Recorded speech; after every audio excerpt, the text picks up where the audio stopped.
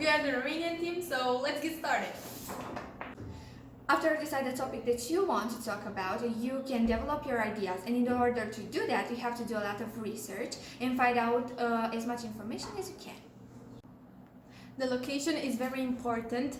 You have to choose a place that it's quiet and also not very crowded, and it's recommended to let the person you're interviewing choose the place in order for them to feel more comfortable.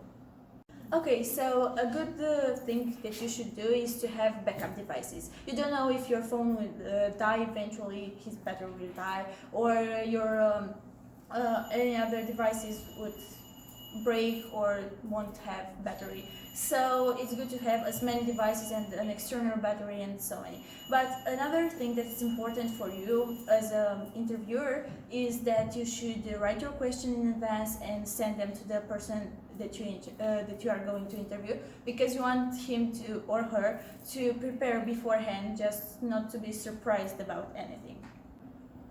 Alright, so another thing about the questions is that you need to take into consideration that you shouldn't go into any personal or sensitive matters without the person's permission. And you should ask open-ended questions so the interviewee can come up with a good answer that will help you both during the interview.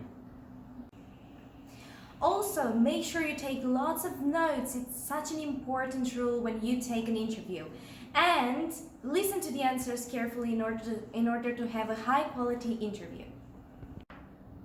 The social reportage is another story, and this story begins, of course, with a lot of research that you have to do in order to find out as many details as you can about the topic, and also make sure that the story you want to talk about is 100% true.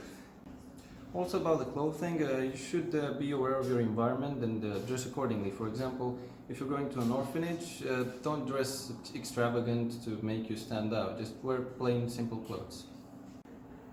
As you may guess, a reportage is a story, so your reportage should tell a story that is not really known.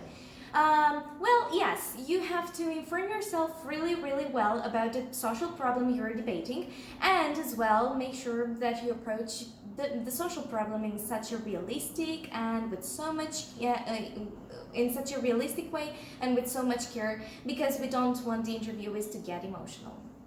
Okay, so you should be really careful with the tone that you are using, because you don't want to sound too aggressive or too indifferent or to give any other sentiment that the people there don't want to feel. You have to be careful not to offend anyone. You don't have to look bored or like you don't care at all about the subject. Also, you have to be careful at your language. Don't use words that could be considered racist or judgmental.